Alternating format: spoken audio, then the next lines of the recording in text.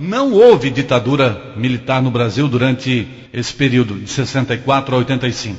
Não, Por não quê? houve ditadura. Nós tivemos, durante 21 anos, o fechamento do Congresso durante 10 meses e meio. O fechamento do Congresso em 68 pelo AI-5 durante 10 meses, e em 77, durante 2 semanas, o Geisel fechou o Congresso para fazer umas reformas e depois o Congresso foi reaberto. Nós tivemos, durante o governo militar, pluripartidarismo de 64 a 66 e de 80 a 85. Então, se tem vários partidos, não é ditadura. Ditadura é Cuba, onde só tem um partido, o Partido Comunista. E de 66 a 80, nós tivemos 2 partidos. A Arena, exatamente, a Arena do governo, da situação, e o MDB de oposição. Portanto, se tem oposição, se tem eleição normal, não é ditadura. A única coisa que você não escolheu durante o governo militar foi presidente da República, prefeitos de capitais e governador do estado.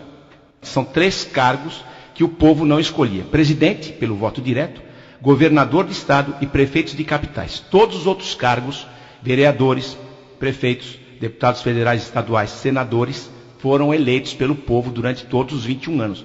Portanto, não há ditadura. O que deu esse ar de ditadura foi a censura prévia aos grandes meios de comunicação, que foi instituída a censura em 68 pelo AI-5. O AI-5 durou 10 anos, de 68 a 78. Então essa censura prévia nos meios de comunicação deu esse ar de ditadura. Provavelmente teria sido o erro dos militares. E eles estão pagando por alguma coisa que não aconteceu. Essa ditadura é uma falácia, essa palavra ditadura é uma falácia. E esses terroristas, então, os que sobraram, são hoje indenizados, estão flamejantes, com grandes cargos no governo e nos meios de comunicação, nas universidades federais inclusive. Então você veja que a população está sendo educada pela cabeça e pela versão desses derrotados. É a única oportunidade que eu conheço na história dos derrotados contarem a história. Há uma inversão, os derrotados estão contando a história. E a história é mentirosa deles. Qualquer pessoa que tenha o desprazer de conhecer um sujeito desse, que hoje se diz perseguido, vai pensar que durante 21 anos houve uma perseguição generalizada e tudo mais. Coisa nenhuma. Quem cuidou da sua própria vida, quem foi trabalhar, quem foi estudar, não teve problema nenhum. Pelo contrário, foi protegido pelas ações do governo. Esses terroristas, como eu disse, mataram 120 pessoas, feriram gravemente 344 ou 345, e os que sobraram estão hoje flamejantes, bem indenizados, gordamente indenizados. A lei de anistia aprovada pelo Congresso em 79, ela não existe, porque ela só anistiou os ditos perseguidos. Os governos militares foram extremamente difamados, tudo que eles fizeram de bom, toda a riqueza que eles trouxeram ao Brasil foi esquecida, e por causa dessa ação armada de terroristas a soldo de Cuba, a imagem deles foi queimada, e a população então quer que eles sejam punidos. Agora, a lei de anistia, a anistia aprovada pelo Congresso Nacional em 79, ela perdoa crimes políticos de ambos os lados. Só que agora só foram perdoados os que pegaram em armas. Os militares que fizeram a sua obrigação de combatê-los são perseguidos. Isso é um absurdo. Uma lei dessa tem que ser rasgada. Como é que seria o Brasil se os militares ainda estivessem no poder hoje? Bom, os militares tomaram o poder em 64 com a intenção de rapidamente devolvê-lo aos civis. Só não devolveram devido a essa ação armada, que durou 8 anos, essa guerra, essa guerrilha, né, comandada por Cuba. Eles não queriam ficar tantos anos no poder e teriam entregue o país antes. Bom, vamos dizer que eles estivessem até hoje no poder. Com certeza o Brasil seria mais rico e muito mais seguro.